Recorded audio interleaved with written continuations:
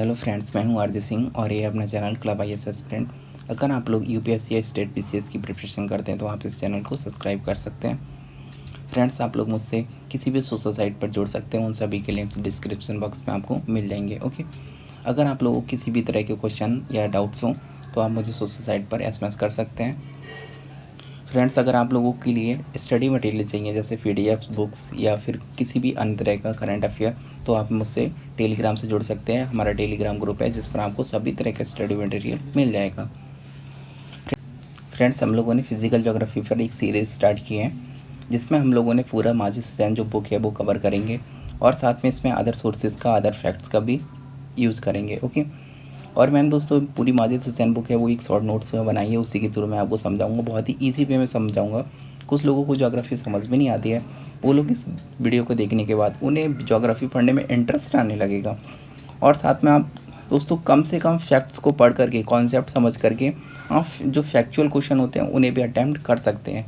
आप इस वीडियो को पूरा देखिए और आपको खुद फील होगा कि हाँ यार, फैक्ट्स हमें ज़्यादा नहीं पढ़ने होते हैं। अगर हमारा कॉन्सेप्ट क्लियर है तो हम फैक्चुअल क्वेश्चन को भी ईजी वे में कर सकते हैं। ओके फ्रेंड्स, जियोमॉर्फोलॉजी काफ़ी बड़ा टॉपिक है, इसीलिए हमने इसे कई पार्ट्स में डिवाइड कर दिया है। अभी तक हम लोग 3 पार्ट देख चुके हैं। जिन लोगों ने अभी तक वो पार्ट नहीं देखे वो जा कर के देख सकते हैं, और ये पार्ट 4 है दोस्तों। इससे पहले पार्ट 4 को देखने से पहले जिन लोगों ने वो नहीं देखे हैं, पहले से आकर के उन्हें देखिए, 1 बाई 1 सभी पार्ट को कवर करिए, जिससे आपकी जो लिंकिंग है ना वो बन पाएगी, जिससे आपको ज़्यादा से ज़्यादा समझ में आएगा। अगर आप बीच से देखेंगे तो आपकी कनेक्टिविटी नहीं बनेगी और आपको समझ में कम आएगा। चलिए फ्रेंड्स, हम लोग अपना आज का टॉपिक स्टार्ट करते हैं। इससे पहले हमने अपने अर्थ के बारे में देखा था और बहुत सी चीज़ें देखी थी दोस्तों, इसके जो हमारी पृथ्वी के अंदर क्या है और कैसी संरचनाएं बनती हैं, रॉक्स कितने प्रकार की होती हैं, इन सभी चीज़ों के बारे में। और फिर साथ में हमने देखा था जो भूकंप होता है, भूकंप से हम अपनी पृथ्वी के बारे में कैसे जानते हैं। साथ में S wave, P wave, S wave, L wave होती हैं, इनमें क्या डिफरेंस होता है और इनके बारे में सब कुछ जाना था। आज दोस्तों हम अपना टॉपिक स्टार्ट करते हैं। फ्रेंड्स, आज हम लोग पढ़ेंगे जो हमारा टॉपिक है अर्थ मूवमेंट। दोस्तों, यहाँ पर अर्थ मूवमेंट का मतलब ये नहीं है कि हमारी जो पृथ्वी परिक्रमण और घूर्णन कर रही है, उसका मतलब ये नहीं है। क्यों? क्योंकि दोस्तों अभी हम क्या पढ़ रहे हैं, जियोमॉर्फोलॉजी। और जियोमॉर्फोलॉजी में हम किसका अध्ययन करते हैं? पृथ्वी की आंतरिक और बाह्य सतह है उसका अध्ययन करते हैं। यानी कि यहाँ पर जो पृथ्वी के मूवमेंट से मतलब है, तो उससे मतलब है दोस्तों, आपने देखा होगा कि पृथ्वी पर आपको कहीं पर पर्वत देखने को मिलेंगे, कहीं पर पठार देखने को मिलेंगे, कहीं पर आपको मैदान देखने को मिलेगा, कहीं पर आपको सागर देखने को मिलेगा। इसी तरह आपको दोस्तों कहीं पर आपको घाटियाँ देखने को मिलेंगी, कहीं पर आपको तालाब, झील, अनेक तरह की स्थलाकृतियाँ आपको देखने को मिलेंगी। तो इनका निर्माण कैसे होता है? तो इसी बात को बताया गया कि हमारी जो पृथ्वी है वो एक स्थिर नहीं है, उसमें परिवर्तन होता रहता है, उसमें मूवमेंट होता रहता है। आखिर ये मूवमेंट होता कहाँ से है दोस्तों? तो इसी में हम लोग देखेंगे, इसी मूवमेंट के बारे में दोस्तों। और यहाँ पर एक वर्ड आया मूवमेंट, यानी कि किसी भी मूवमेंट को होने के लिए दोस्तों एक बल की ज़रूरत पड़ती है, एक फोर्स की ज़रूरत पड़ती है। बिना फोर्स के कोई भी मूवमेंट नहीं हो सकता है। तो दोस्तों जो फोर्स होता है ये कहीं ना कहीं से तो लगता होगा ना दोस्तों। तो हम इसी के आधार पर जो ये फोर्स है दोस्तों वो कहाँ से लगेगा, जैसे कि जो हमारी पृथ्वी है दोस्तों, ओके, ये हमारी पृथ्वी है, या तो ये फोर्स हमारी पृथ्वी के अंदर से लगेगा, ओके, जो आंतरिक परतें हैं उनसे लगेगा, या ये फोर्स है दोस्तों तो ये बाह्य परतें, जो हमारी बाह्य परत है दोस्तों पृथ्वी की, बाहर की परत से लगेगा। तो इसी के आधार पर जो फोर्स है उसको 2 भागों में बांट दिया गया है। जो अंदर से लगता है तो उसे आंतरिक फोर्स बोल देते हैं या आंतरिक बल बोल देते हैं, और जो बाहर बाहर से लगता है उसे बाह्य फोर्स बोल देते हैं। इसी तरह जो अंदर से लगता है, अंदर की परतों के द्वारा लगता है, उसे आंतरिक परतों के द्वारा बोल देते हैं, और जो बाहर की परतों से लगता है उसे बाह्य परतों के द्वारा बोल देते हैं। ओके, तो इसमें यही बताया गया है दोस्तों, जो ये मूवमेंट है इसके होने के लिए एक फोर्स की ज़रूरत पड़ती है। अगर हम इसके स्रोत की बात करें तो ये कहाँ से लगेगा, या तो ये आंतरिक परतों से फोर्स लगेगा या फिर ये बाह्य परतों से फोर्स लगेगा। दोस्तों जो सबसे ज़्यादा फोर्स लगता है वो आंतरिक परतों से लगता है। यहाँ पर देखिए मैंने परसेंट भी लिखा है, जो 70% लगभग में होता है जो मूवमेंट होता है पृथ्वी में, वो आंतरिक परतों के द्वारा लगाए गए फोर्स के कारण ही होता है। और जो 30% होता है दोस्तों, वो बाह्य परतों के द्वारा जो फोर्स लगाया जाता है उसके कारण जो पृथ्वी में मूवमेंट होता है वो केवल 30% ही है। ओके, चलिए अब हम एक एक करके देखते हैं। पहले आंतरिक देख लेते हैं, फिर हम बाह्य देखेंगे। ओके, अब यहाँ से ही दोस्तों आपको प्लेट विवर्तन की और बहुत सारी कॉन्सेप्ट आपको पता चलेंगे कि जैसे पर्वत का निर्माण कैसे होता है, और इसी तरह पर्वत, पठार, मैदान, इन सभी का निर्माण कैसे होता है, वो इसी टॉपिक में आएगा दोस्तों। हमारा जो पहला टॉपिक है दोस्तों वो है आंतरिक परतों के द्वारा लगाया गया बल। ओके, यानी कि दोस्तों इसको बोलते हैं, जो आंतरिक परतों के द्वारा जो बल लगाया जाता है उससे एंडोजेनिक फोर्स बोलते हैं। ओके, क्योंकि अंदर की परतों से लगाया जाता है इसीलिए इसे आंतरिक बल या एंडोजेनिक फोर्स इसको इंग्लिश में बोल देते हैं दोस्तों। अगर हम इसको जो आंतरिक बल है दोस्तों, इसको हम तीव्रता के आधार पर देखें तो ये दो तरह से लग सकता है। या तो ये बल बहुत धीरे धीरे लगेगा या फिर अचानक से लगेगा, मतलब बहुत अधिक तीव्र गति से अचानक से। तो जो धीरे धीरे लगता है दोस्तों उसको पटल विरूपण बोलते हैं। ओके, और जो अचानक से लगता है उसे आकस्मिक बोलते हैं, यानी कि सडन बल, यानी कि अचानक से हो गया, सडनली एकदम बहुत तेज़ी से आया और सडनली हो गया। जैसे कि भूकंप आपने देखा अचानक से आता है, बहुत तीव्र गति से आता है। ज्वालामुखी अचानक से हो जाती है और इसका प्रभाव बहुत भयंकर होता है दोस्तों। इसी तरह दोस्तों भूस्खलन होता है, अचानक से हो जाता है। तो ये सारे हैं, ये सडन बल में आते हैं। ओके, और इसी तरह जो कम हल्के हल्के हमेशा होते रहते हैं, एक धीमी गति से होते रहते हैं, जो हमें समानता पता भी नहीं चलते हैं, क्योंकि इनके पूरे साल में 1 सेंटीमीटर 2 सेंटीमीटर सेंटीमीटर में प्लेटें होती हैं वो खिसकती हैं। ओके, तो जो पटल विरूपण होता है दोस्तों, अगर हम इसकी बात करें तो ये दोस्तों 3 तरह का होता है। हम इसे 3 भागों में डिवाइड करके देख सकते हैं। पहला होता है दोस्तों, उसको विवर्तनिकी संचलन बोलते हैं, जिसको टेक्टोनिक मूवमेंट बोलते हैं। और प्लेट टेक्टोनिक होता है दोस्तों, वो इसी से संबंध होता है, किससे? पटल विरूपण से। और दोस्तों पटल विरूपण का जो दूसरा प्रकार होता है वो समस्थैतिक संचलन होता है। और जो तीसरा होता है दोस्तों वो सुस्थैतिक संचलन होता है। ओके, जो प्लेट विवर्तनिकी है, और फ्रेंड्स जो प्लेट विवर्तनिकी होता है इसी के लिए इंग्लिश में टेक्टोनिक मूवमेंट बोलते हैं। और समस्थैतिक संचलन होता है, इसको इंग्लिश में आइसोस्टैटिक मूवमेंट बोलते हैं। और सुस्थैतिक संचलन होता है, इसी के लिए यूस्टैटिक मूवमेंट बोलते हैं। दोस्तों आपको इंग्लिश वर्ड भी ध्यान रखना है, जिससे आपका जो क्वेश्चन होगा वो गलत होने के चांसेस कम हो जाएंगे।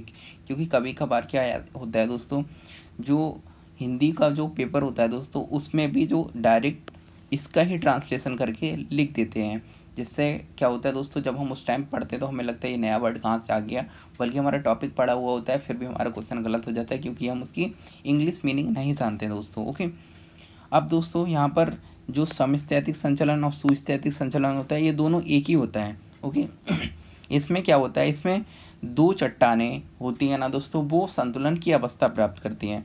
जैसे कि सपोज फ्रेंड्स मैं आपको एक एग्जांपल के थ्रू समझाता हूँ। मान लेते हैं एक ये पहाड़ है। ओके, ये पहाड़ है और एक और पहाड़ है दोस्तों। ओके, अब मान लेते हैं कि दोस्तों इसका जो ऊपर का पार्ट था ये अपर्दन होते होते इतना घिस गया, मतलब इसका अपर्दन हो गया, इतना ये गायब हो गया। अब इतना ही ये क्या बचा है दोस्तों, पहाड़ बचा है। तो दोस्तों इसमें माना जाता है कि जो हमारे ऊपर की प्लेटें हैं ये संतुलन की अवस्था में रहती हैं। अगर इसका ये पार्ट, अगर ये क्या दोस्तों इसका इरोजन होकर के इतना पार्ट एक ख़त्म हो जाएगा, तो दोस्तों अगर इतना पार्ट ख़त्म हो गया तो इसका जो भार होता है वो कम हो जाएगा ना दोस्तों। जब इसका भार कम हो जाएगा तो दोस्तों ये हल्का सा ऊपर आ जाएगा। ओके, ऊपर क्यों आएगा, क्योंकि माना जाता है कि जो पर्वत जितना बड़ा होता है, जो शिलाकृति जितनी ज़्यादा ऊंची होती है वो उतनी ज़्यादा गहराई तक नीचे जो पृथ्वी के अंदर तक होती है। ओके, और अगर इसका भार कम हो जाएगा तो क्या होगा, इसकी जो भार जो दोस्तों जितनी ज़्यादा अंदर रहेगी उससे थोड़ी कम हो जाएगी ना, क्योंकि इसका भार भी कम हो गया। तो क्या होगा, ये थोड़ी सी ऊपर आ जाएगी। यानी कि ये क्या कर रही है, ऊपर आने की कोशिश क्यों कर रही है, क्योंकि ये अपनी संतुलन की अवस्था में आ रही है दोस्तों। इसी तरह मान लेते हैं ये कि पहाड़ है और ये इस पर और ज़्यादा कहीं से दोस्तों लोड आ गया। ओके, बहुत ज़्यादा इस पर लोड और ज़्यादा आ गया, तो क्या होगा दोस्तों, ये पहाड़ और ज़्यादा भारी हो जाएगा। मान लो अभी पहले इतनी गहराई तक अंदर था, तो क्या होगा, ये थोड़ा सा और नीचे धंस जाएगा। जब ये धंस जाएगा तो ये नीचे जाएगा। तो क्या हुआ, दोनों कंडीशन में जो दोस्तों इसला करती है, जो चट्टान है वो एक संतुलन की अवस्था प्राप्त कर रही है। यानी जब संतुलन की अवस्था क्यों प्राप्त कर रही है, जब इनका जो भार होता है वो चेंज हो रहा है, तो इसी वजह अपनी ये संतुलन की अवस्था में पुनः आने के लिए ये ऊपर या नीचे जाती हैं। ओके, तो इसी के लिए समस्थैतिक संतुलन कहते हैं और इसी के लिए सुस्थैतिक संचलन कहते हैं। ये दोनों संचलन क्या है दोस्तों, एक संतुलन की अवस्था को प्राप्त करते हैं, लेकिन इनमें बेसिक डिफरेंस क्या है, जो दोस्तों स्थल पर होता है, ओके, यानी कि जो महाद्वीपों पर होता है उसके लिए कहते हैं समस्थैतिक संचलन, लेकिन जो सागरों में होता है, जो सागर का नीतल होता है, वहाँ पर अगर इस तरह का कोई संचलन होता है, ओके, सागरों में, तो उसके लिए सुस्थैतिक कहते हैं, ओके। यानी कि जो सुस्थैतिक है उसका संबंध सागरों से है, और जो समस्थैतिक है उसका संबंध कहाँ से है, स्थल से है, ओके। इस बात को आपको ध्यान रखना है, ये दोनों एक ही हैं, संतुलन की अवस्था को प्राप्त करने की एक प्रक्रिया है, लेकिन सुस्थैतिक है उसका संबंध सागरों से है, समस्थैतिक है उसका संबंध किससे दोस्तों, स्थलों से है। यानी कि आपको बेसिक डिफरेंस ध्यान रखना है, वरना आप क्वेश्चन गलत कर सकते हैं। अब हम अपना जो बड़ा टॉपिक है उसकी बात करते हैं दोस्तों जो पटल विरूपण में अभी तक हम लोगों ने दो के बारे में देख लिया है, समस्थैतिक संचलन और सुस्थैतिक संचलन के बारे में। अब हम लोग देखते हैं जो विवर्तनिक संचलन है, टेक्टोनिक मूवमेंट है, वो कैसा होता है दोस्तों। टेक्टोनिक मूवमेंट दोस्तों अगर हम इसे दिशा के आधार पर देखें तो ये दो तरह से हो सकते हैं, या तो दोस्तों जो चट्टान होगी वो ऊपर नीचे जा सकती है, या फिर वो आगे पीछे या दाएं बाएं जा सकती है दोस्तों, ओके। तो दो तरह से हो गया, एक तो क्षैतिज हो गया, दूसरा ऊर्ध्वाधर हो गया, यानी कि ऊपर नीचे, तो इसे ऊर्ध्वाधर बोलते हैं। और क्षैतिज दिशा में आगे पीछे इधर उधर जाएगी तो उसको क्षैतिज दिशा में बोल देंगे दोस्तों। तो इसी आधार पर हमने जो टेक्टोनिक है उसको दो भागों में बांट दिया, एक ऊर्ध्वाधर दिशा में और दूसरा क्षैतिज दिशा में चट्टान जा सकती है दोस्तों, ओके। जो ऊर्ध्वाधर दिशा में होता है उसी के लिए महादेश जनक संचलन बोलते हैं, और जो क्षैतिज दिशा में होता है दोस्तों उसको पर्वतनकारी संचलन बोलते हैं दोस्तों, ओके। अगर हम पहले महादेश जनक संचलन की बात करें तो ये दो तरह से हो सकता है, या तो प्लेट दोस्तों ऊपर जा सकती है, कोई चट्टान है वो ऊपर जा सकती है या नीचे आ सकती है दोस्तों, ओके। कोई चट्टान है या तो दोस्तों ऊपर जा सकती है, यहाँ पर मैं लिख देता हूँ दोस्तों, ऊपर जा सकती है, या कोई चट्टान नीचे खिसक सकती है दोस्तों, ओके। जो ऊपर जाती है उसको उत्थान बोल देते हैं, अपलिफ्टमेंट, जैसे आप जानते हैं दोस्तों लिफ्ट से ऊपर जाते हैं ना तो अपलिफ्टमेंट, ओके। और दूसरा है अवतलन, यानी कि कोई चट्टान नीचे धंस सकती है, इसको सबडक्शन बोलते हैं दोस्तों, ओके। और दोस्तों इसी के द्वारा भ्रंश घाटी, और इसी तरह भ्रंश घाटी होती है, ब्लॉक पर्वत होते हैं और हौस पर्वत होते हैं, रिफ्ट घाटी रिफ्ट वैली होती हैं, उनका निर्माण दोस्तों इसी के द्वारा होता है, ओके। और दूसरा और फ्रेंड्स जो क्षैतिज होता है उसमें पर्वत निर्माणकारी संचलन होता है, इसको इंग्लिश में ओरोजेनिक मूवमेंट भी बोलते हैं दोस्तों। ओरोजेनिक मूवमेंट होता है दोस्तों, ये दो तरह से हो सकता है। ओरोजेनिक मूवमेंट होता है, एक कब होगा दोस्तों, या तो दो प्लेटें या दो चट्टानें एक दूसरे की ओर आएँ, तब क्या होगा, जब ये एक दूसरे की ओर आएंगे तो आपस में यहाँ पर भिड़ जाएंगे, तो क्या होगा दोस्तों, इन दोनों के बीच में संपीड़न बल लगेगा। या फिर एक दूसरे से दूर जा सकती हैं, एक दूसरे से दूर जाएंगी जब चट्टानें दोस्तों तो तनाव मूलक बल लगेगा, तो इन्हें दो भागों में बांट दिया दोस्तों। इसी तरह जब एक दूसरे की ओर आएंगी तो दोस्तों ये एक दूसरे से भिड़ जाएंगी, तो इनमें से एक चट्टान होगी दोस्तों वो ऊपर चढ़ जाएगी, ओके, और एक चट्टान होगी वो नीचे चली जाएगी, इसके एक ऐसी चट्टान होगी जो नीचे आ जाएगी, दूसरी ऊपर जाएगी, जो ऊपर जाएगी दोस्तों उसी में इसी तरह से बलैन पड़ जाएंगे। तो इसी से दोस्तों जो फोल्डेड माउंटेन होते हैं, बलित पर्वत होते हैं, संपीड़न जो बल के कारण बलित पर्वतों का निर्माण होता है, ओके। जो फोल्डेड माउंटेन होते हैं उनका निर्माण इसी के द्वारा होता है।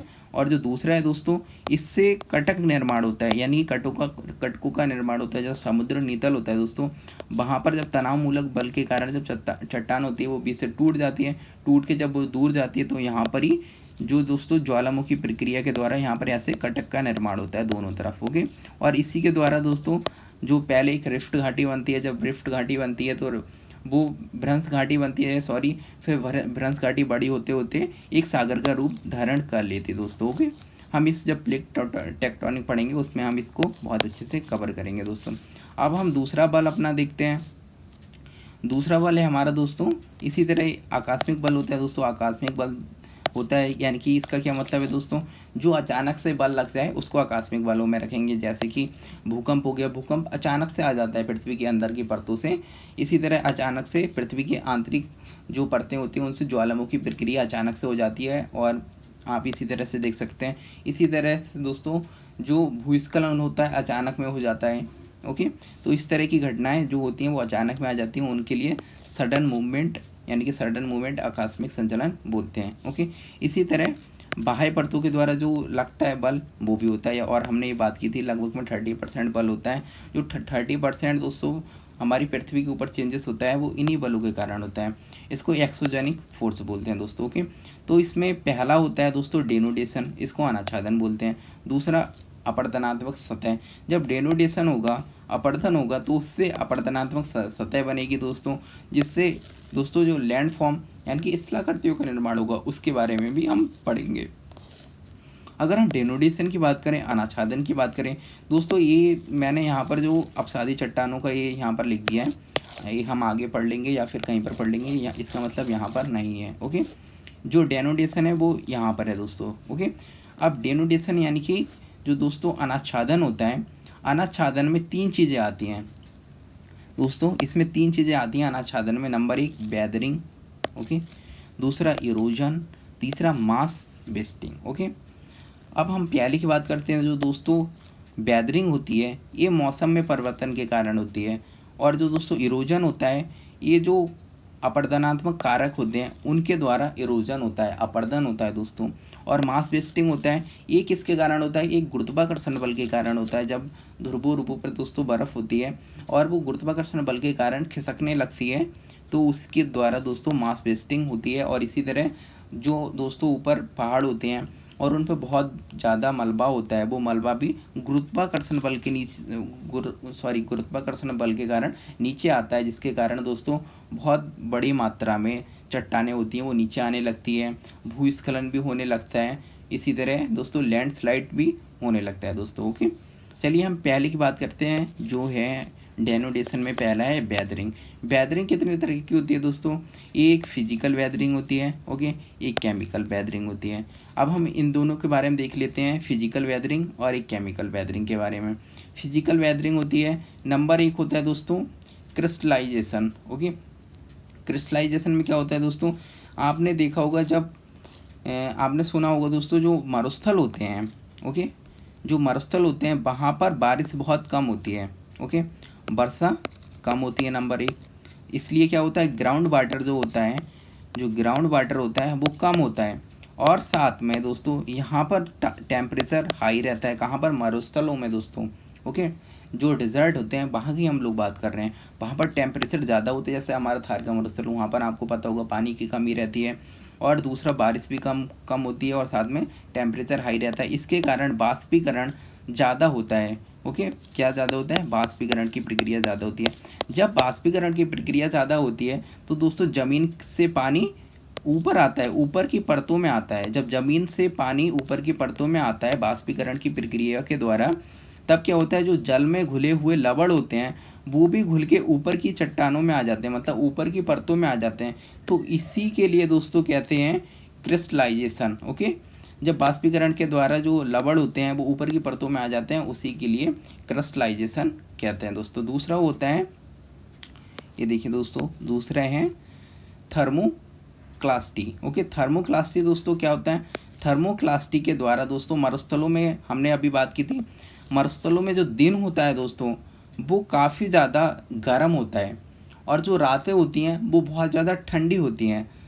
और इसी कारण क्या होता है, जब जो दिन होते हैं बहुत ज़्यादा गर्म होते हैं, रातें ठंडी होती हैं, इसी तरह ठंडों में वहाँ बहुत ज़्यादा ठंड पड़ती है, इसलिए वहाँ पर क्या होता है दोस्तों दैनिक तापांतर होता है वो बहुत ज़्यादा होता है। इसी के कारण क्या होता है दोस्तों, जब किसी में, आपको दोस्तों पता होगा, अगर किसी का जब टेम्परेचर बढ़ता है तो उसका आयतन बढ़ता है। तो सपोज डेट एक चट्टान है, ओके, ये चट्टान है, जब इसका टेम्परेचर बढ़ाएंगे तब क्या होगा, जब इसका टेम्परेचर बढ़ाएंगे तो ये दोस्तों थोड़ा इसका आकार बढ़ जाएगा। ओके, ये एक्सपेंड कर जाएगी। और जब क्योंकि इसका रात, और ये किस टाइम का बात है, ये डे की बात है। ओके, अब ये चट्टान क्या होगी दोस्तों, थोड़ी बड़ी हो गई, ये थोड़ी सी बड़ी हो गई, लेकिन रात होगी दोस्तों। अब क्या आया, रात आई दोस्तों। ओके, रात का समय यानी कि नाइट आई। इस समय टेम्परेचर क्या हो जाता है, लो हो जाता है इस जगह पर। जब टेम्परेचर लो हो जाता है तो ये चट्टान होगी दोस्तों अब सिकुड़ के कम हो जाएगी। जब ये सिकुड़ की कम हो जाएगी तो यही फैलाव और संकुचन की प्रक्रिया इसमें लगातार होती रहती है। जब यही प्रक्रिया बार बार होती रहती है तो ये चट्टानें कमज़ोर हो जाती हैं। जब ये चट्टानें कमज़ोर हो जाती हैं तो इनमें क्रैक्स पड़ जाते हैं। यही क्रैक्स पड़ जाते हैं दोस्तों, इसी के कारण क्या होता है, फिजिकल वेदरिंग होती है, इसी के कारण चट्टानें टूट टूट के छोटे टुकड़ों में बदल जाती हैं। इसके कारण भी क्या होता है दोस्तों, चट्टानें एक अपने रूप से जो चट्टानें होती हैं उनका रूप बदल जाता है और इससे अपरदन होता है दोस्तों। ओके, वेदरिंग होती है इसके कारण। और इसी की तरह दोस्तों एक और है दोस्तों, ग्लेसिफिकेशन। ये क्या होता है दोस्तों, ये तुषार अपक्षय भी इसको बोलते हैं। क्यों? क्योंकि दोस्तों क्या होता है दोस्तों, जो चट्टानें होती हैं, जैसे कि जहाँ पर दोस्तों हिम जमा रहता है वहाँ पर भी चट्टानें होंगी। जैसे कि आप जो उच्च अक्षांश होते हैं वहाँ पर दोस्तों टेम्परेचर बहुत कम रहता है। आप दोस्तों जानते होंगे वहाँ पर रात में बर्फ़ जम जाती है और दिन में वो बर्फ़ पिघल जाती है। तो क्या होता है, मान लीजिए ये दो चट्टानें हैं दोस्तों। ओके, ये दो चट्टानें हैं और एक और चट्टान मान लेते हैं, एक ऐसी कोई चट्टान है, उसके बीच में क्रैक पड़ा हुआ है। ओके, अब दोस्तों दिन का वक्त आया, दिन में यहाँ पर आकर के पानी भर गया दोस्तों। ओके, पानी भर गया क्योंकि यहाँ पर टेम्परेचर ज़्यादा है दिन का। ओके, हम अभी इसकी बात कर रहे हैं। अब यहाँ भी पानी आकर के भर गया क्योंकि यहाँ पर गैप है, इसलिए यहाँ पर आकर के पानी भर गया और यहाँ पर भी अभी टेम्परेचर ज़्यादा है। अब रात हुई दोस्तों यहाँ पर, अब रात होगी तो क्या होगा, टेम्परेचर कम होगा। तो यही दोस्तों जो पानी है, पानी ये जम जाएगा। जब ये पानी जमेगा तो इसका थोड़ा आयतन बढ़ जाएगा। आप लोग जानते होंगे दोस्तों, जो बर्फ़ होता है तो बर्फ़ जब जमता है तो उसका थोड़ा सा आयतन बढ़ जाता है। ओके, जब इसका हल्का सा आयतन बढ़ेगा तो ये चट्टान को थोड़ा सा फैला देगा, ये चट्टान को हल्का सा फैला देगा और ये भी हल्का सा चट्टान को फैला देगा रात में।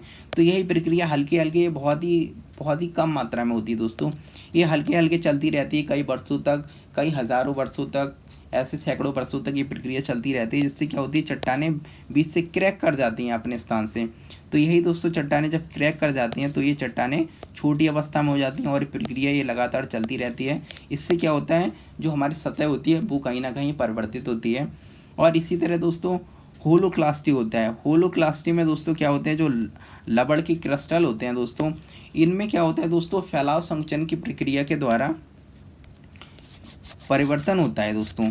ओके, जो क्रिस्टल होते हैं ना, उनका आयतन जब टेम्परेचर बढ़ता है, कम होता है, तो जो लवण होते हैं ना वो फैलते और सिकुड़ते हैं। ओके, जो लवण होते हैं जब फैलते सिकुड़ते हैं, जो चट्टानों में भी कुछ लवण पाए जाते हैं दोस्तों, आप लोग जानते होंगे।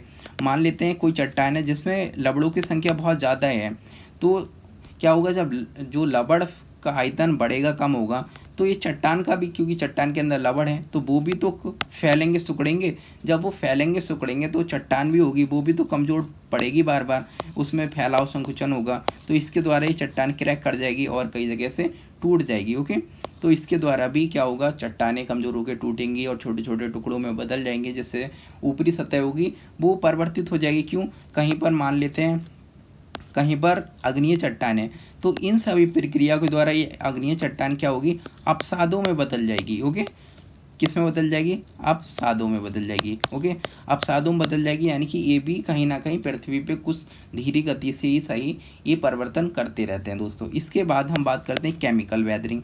केमिकल वेदरिंग में क्या होता है दोस्तों, रासायनिक संरचना बदलती है। इसमें क्या हुआ, फिजिकल वेदरिंग में रासायनिक संरचना नहीं बदली, इसमें सिर्फ आकार छोटा हुआ है दोस्तों। जो फिजिकल वेदरिंग है इसमें क्या हुआ, आकार छोटा होता है चट्टानों का टूट टूट के, लेकिन जो केमिकल वेदरिंग होती है इसमें रासायनिक संरचना बदल जाती है, रासायनिक संरचना और संगठन ही बदल जाता है दोस्तों। ओके, अब हम केमिकल वेदरिंग की बात करते हैं। ओके, केमिकल वेदरिंग में एक होता है ऑक्सीडेशन। ऑक्सीडेशन दोस्तों क्या होता है दोस्तों, आप जानते होंगे, क्या कहते हैं, आपने कभी देखा होगा अपनी साइकिल पर या फिर आपकी जो भी बाइक्स होती हैं या फिर लोहे की कोई भी चीज़ होती है जो ओस में या बारिश में पड़ी रहती है तो उस पर जंग लग जाती है। हम अभी क्या देख रहे हैं, ऑक्सीडेशन के बारे में देख रहे हैं दोस्तों। ओके, तो उस पर जंग लग जाती है और वो हल्के हल्के, अगर वो उसी अवस्था में यानी कि बाहर पड़ी रहे तो वो गल के टूट जाती है और वो बहुत कमज़ोर हो जाती है, उसमें जंग लग जाती है और वो लोहा होता है जो कमज़ोर हो जाता है। ओके, ऐसे ही कई धातुएँ होती हैं, तो वो क्या ऑक्सीजन से क्रिया करके उसे कमज़ोर कर देती हैं। तो इससे क्या होता है, कई चट्टानें होती हैं, आप जानते होंगे दोस्तों, आयरन कहाँ से निकलता है, लोहा कहाँ से निकलता है, वो भी तो चट्टानों में, अग्नीय चट्टानों में पाया जाता है ना।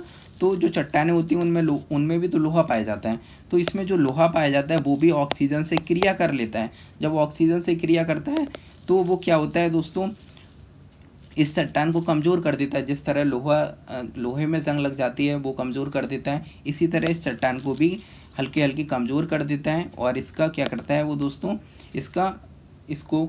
दोस्तों इसकी रासायनिक संरचना बदल देता है और इसको कमज़ोर कर देता है। और बाद में ये जो चट्टान होती है वो कई छोटे टुकड़ों में बदल जाती है और इसका जो रासायनिक संरचना होती है ना दोस्तों, वो भी बदल जाती है। दोस्तों मैं आपको एक रिएक्शन के थ्रू दिखाऊं यहाँ पर, तो ऑक्सीडेशन होता है दोस्तों इसमें। जैसे ये फेरस ऑक्साइड है FeO, इसमें क्या होता है, ऑक्सीजन जुड़ जाती है दोस्तों, ऑक्सीजन क्या हो जाती है, ऐड हो जाती है, और इससे हेमेटाइट Fe2O3 बनता है दोस्तों। ओके।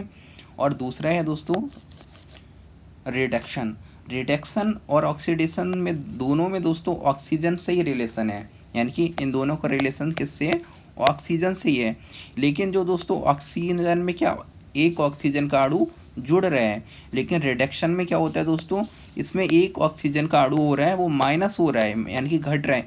यानी कि रिडक्शन में क्या होता है, ऑक्सीजन निकलती है, और दोस्तों ऑक्सीडेशन होता है दोस्तों, उसमें ऑक्सीजन एक जुड़ती है दोस्तों। ओके। तो बस यही बेसिक डिफरेंस होता है। जब कोई ऐसी चट्टान होती है उसमें से अगर दोस्तों ऑक्सीजन निकल जाती है, जिससे क्या होता है, वो चट्टान का स्वरूप होता है, उसका केमिकल रासायनिक संरचना बदल जाती है और उससे कलर वलर भी बदल जाता है दोस्तों। जो सॉइल होती है अगर उसमें से ऑक्सीजन निकल जाए तो उसका रंग होता है वो भी चेंज हो जाता है दोस्तों। ओके। तो रिडक्शन के द्वारा भी जो होती है वो वेदरिंग होती है दोस्तों। और नेक्स्ट है दोस्तों, उसे कहते हैं हाइड्रेशन। हाइड्रेशन दोस्तों क्या होता है, जब चट्टानें होती हैं वो जल को सोख लेती हैं, जब वो जल को सोखती हैं दोस्तों, उससे क्या होता है, उनका आयतन बढ़ जाता है। ओके। और साथ में दोस्तों जब उनका आयतन बढ़ जाता है तो उनमें एक जो केमिकल अंदर वेदरिंग होती है, क्योंकि कुछ ऐसी चीज़ें होती हैं जो जल से क्रिया कर लेती हैं, जिससे क्या होता है दोस्तों, वो चट्टान कमज़ोर हो जाती है और उसमें रासायनिक संरचना भी परिवर्तन हो जाता है और वो चट्टान भी कमज़ोर हो जाती है। इसी तरह दोस्तों कार्बोनेट होता है, या इसको कैलिफिकेशन भी बोलते हैं, उसके द्वारा भी जैसे कि आप जानते हैं जो चूना पत्थर होता है दोस्तों, वो जल से क्रिया कर लेता है और वो बदल जाता है। तो अगर हम उसकी भी बात करें, अगर कहीं पर चूना पत्थर की चट्टानें हैं, वहाँ पर जल होगा तो जल उससे क्रिया कर लेगा और वो दूसरे रूप में बदल जाएगा, तो उसके द्वारा भी केमिकल वेदरिंग हो सकती है। अब दोस्तों डेनोडेशन है, हम इसको एक साथ में देख लेते हैं। जो डेनोडेशन है दोस्तों वो 3 तरह का होता है, एक होता है फिजिकल वेदरिंग, दूसरा इरोजन, तीसरा मास वेस्टिंग। जो हमने अभी वेदरिंग को देखा है, वेदरिंग 2 तरह की होती है, एक फिजिकल वेदरिंग, दूसरा केमिकल वेदरिंग। फिजिकल वेदरिंग में क्या होता है दोस्तों, चट्टानें होती हैं उनका आकार छोटा हो जाता है केवल। ओके। चट्टानें टूट टूट कर छोटी हो जाती हैं। अगर हम फिजिकल वेदरिंग की बात करें तो फिजिकल वेदरिंग दोस्तों 4 तरह की हो सकती है। एक दोस्तों जो पहली है दोस्तों, जिसको क्रिस्टलाइजेशन बोलते हैं, ये कहाँ होता है दोस्तों, फर्स्ट वाली होती है, ये मरुस्थलीय प्रदेशों में देखने को मिलेगी। ओके। कहाँ देखने को मिलेगी दोस्तों, आपको मरुस्थलीय प्रदेशों में। और जो सेकंड वाली भी है, ये भी आपको कहाँ पर, डेजर्ट एरिया होता है, मरुस्थलीय क्षेत्र होता है, वहाँ पर आपको देखने को मिलेगी। ओके। और दोस्तों यहाँ पर मरुस्थलीय क्षेत्र होता है, यहाँ पर टेम्परेचर ज़्यादा होता है, बारिश कम होती है, और दोस्तों यहाँ पर आर्द्रता कम पाई जाती है। ओके। और दैनिक तापांतर भी ज़्यादा पाया जाता है। और दोस्तों ये वाला है, ये आपको कहाँ देखने को मिलेगी, जहाँ पर हिम जमा रहता है, यानी कि जो ध्रुवों के पास में है, या फिर हम कह सकते हैं जो उच्च अक्षांशीय क्षेत्रों में है जहाँ पर हिम पाया जाता है। ओके। उन क्षेत्रों में ये देखने को मिलेगा। इसी तरह होलोक्लास्टी है दोस्तों, ये आपको उन क्षेत्रों में देखने को मिलेगा जहाँ पर लवण ज़्यादा पाए जाते हैं, वहाँ पर आपको देखने को मिलेगा, साथ में टेम्परेचर भी ज़्यादा पाया जाता हो। ओके। और हम अगर केमिकल वेदरिंग की बात करें तो ये फर्स्ट वाला कहाँ पाया जाएगा दोस्तों, ट्रॉपिकल रीजन, जहाँ पर बारिश ज़्यादा होती है, आर्द्रता ज़्यादा रहती है, वहाँ पर ही जो लोहा होता है, जंग वहाँ ज़्यादा लगती है। आप जानते हैं दोस्तों जहाँ पर बारिश ज़्यादा होती है, मौसम होता है वो आर्द्र होता है काफ़ी और गर्म होता है, वहाँ पर ही जंग वंग ज़्यादा लगती है, यानी कि। ओके। और इसी तरह ये भी है दोस्तों। और ये वाला जो रीज़न है दोस्तों वो हम देख सकते हैं, ये उन जगह पर होती है जहाँ पर चूने पत्थर की चट्टानें ज़्यादा पाई जाती हैं। ओके। जहाँ पर चूना पत्थर ज़्यादा पाया जाएगा वहाँ पर ये दोनों तरह की वेदरिंग होगी। अब हम नेक्स्ट बात करते हैं दोस्तों, डेनोडेशन में एक आता है इरोजन। अब हम लोग इरोजन की बात करते हैं दोस्तों। ओके। आप देखिए ये है दोस्तों इरोजन। ओके। इरोजन में क्या क्या आता है दोस्तों, अब हम उसकी बात करते हैं, और ये काफ़ी बड़ा टॉपिक है, इसीलिए हम इसे नेक्स्ट वीडियो में देखेंगे, क्योंकि वीडियो काफ़ी लंबी हो गई, इसीलिए हम ये वीडियो यहाँ पर फिनिश करते हैं। और इसी में देखिए इरोजन में ही आप दोस्तों जितने भी लैंडस्केप हैं उनके बारे में भी पढ़ लेंगे, इससे क्वेश्चन आते रहते हैं दोस्तों, तो ये टॉपिक बहुत ही इंपॉर्टेंट है, आप इसको कल देख सकते हैं दोस्तों।